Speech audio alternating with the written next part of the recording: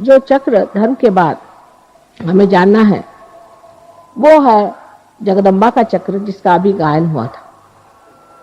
जगदम्बा जो है वो इस हृदय चक्र में बीचों बीच बैठी हुई। ये हृदय चक्र 12 पंखुड़ियों से बना है।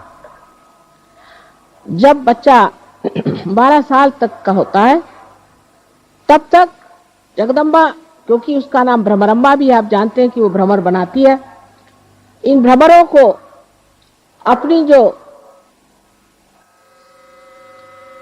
सीने पर हड्डी है उसमें बनाती है। इसे अंग्रेजी में एंटीबॉडीज कहते हैं।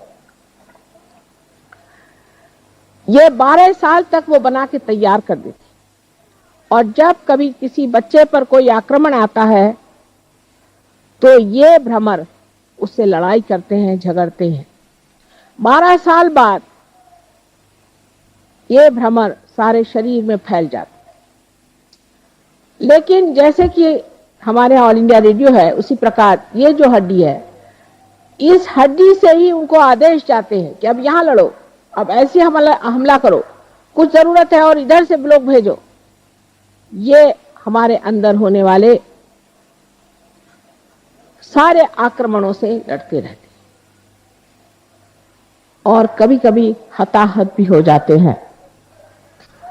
यह चक्र विशेषकर औरतों का ज्यादा पकड़ा जाता है, क्योंकि उनका विश्वास ये नहीं होता कि हमारी मां जगदम्बा है, सर्वशक्तिमान, सबका पालन करने वाली, सबका तारण करने वाली जगदम्बा हमारी मां है।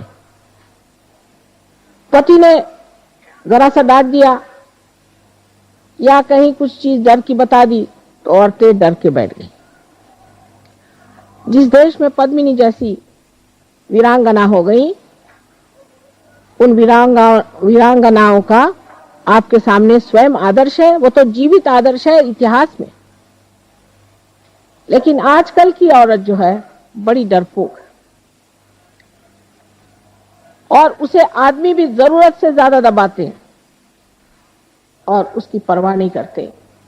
उस वक्त उसका ये चक्र पकड़ जाता है और उससे ब्रेस्ट कैंसर की बीमारियां ज्यादातर होती हैं। यह चक्र आदमी में भी पकड़ जाता है।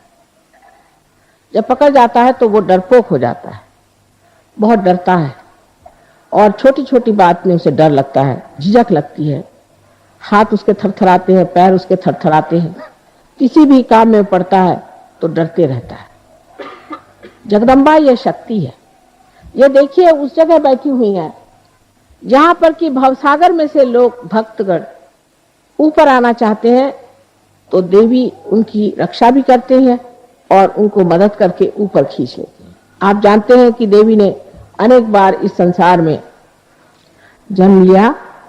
आपके राजस्थली में भी उन्होंने सती रानी बनकर थोड़ी सी देर के लिए चमक दिखाई, और यहाँ के राजा लोग सभी शक्ति के पुजारी हैं। ये सब होते हुए भी एक तरह की भीरुता, डर मनुष्य में बैठा हुआ। सत्य को डर नहीं होना चाहिए। जो आदमी सत्य पे खड़ा होता है वो किसी से डरता नहीं। सारे संसार के सामने सम्मुख होकर के वो जो सत्य बात है उसे कहता है।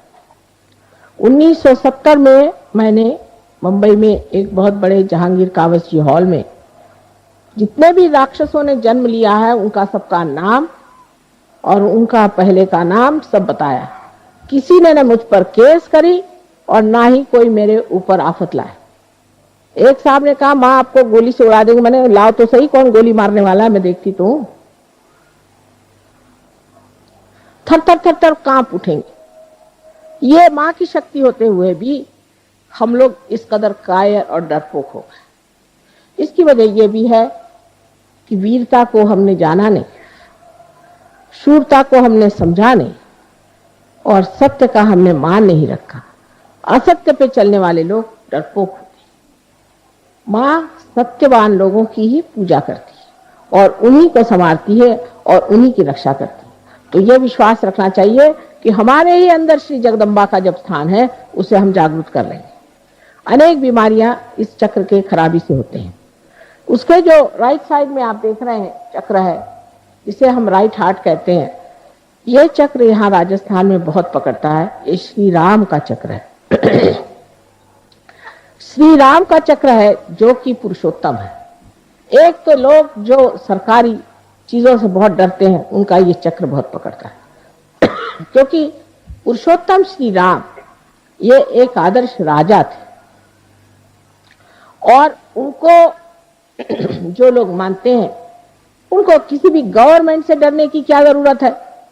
जब उनका साम्राज्य बैठा हुआ है तो गवर्नमेंट से डरने की कौन सी जरूरत है।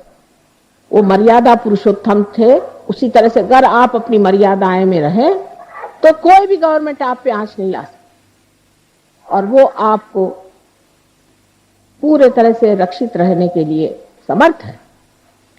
इस चक्र को पकड़ने से मनुष्य को आत्मा की बीमारी हो जाती है। अब ये चक्र है पिता का, क्योंकि श्री रामचंद्र जी हमारे पिता स्वरूप है।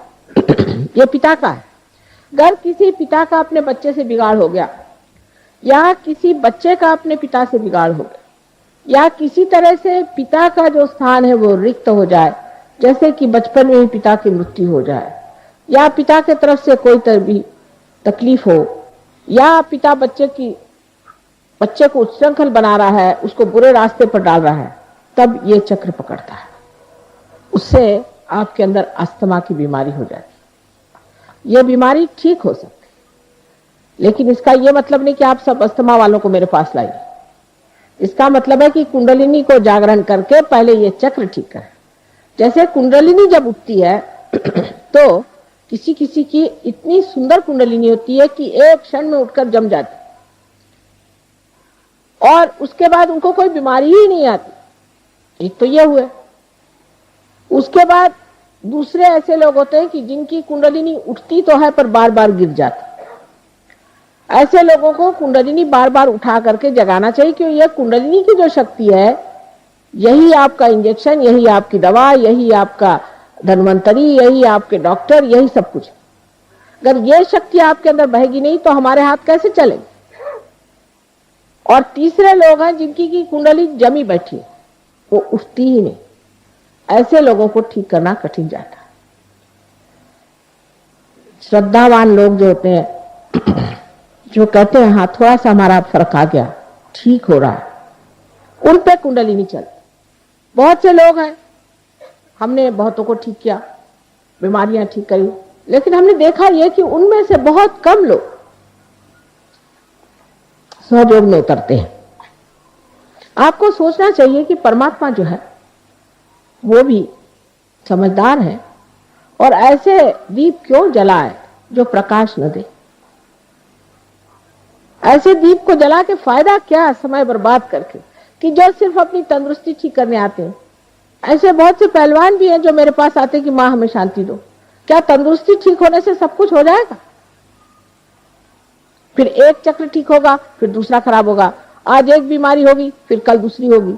रात दिन मैं क्या यही करती रहूं? एक तो पूर्व पुण्याई भी चाहिए और नम्रता भी चाहिए। बहुत से लोग ऐसा भी सोचते हैं कि जब वो सहयोग में आते हैं तो हमारे ऊपर वो उपकार करे जा रहे हैं। ये नहीं समझते कि हमारा ये अहोभाग्य कि आज हम आए, हमारी कुंडली जागृत हुई और हमने इसे प्राप्त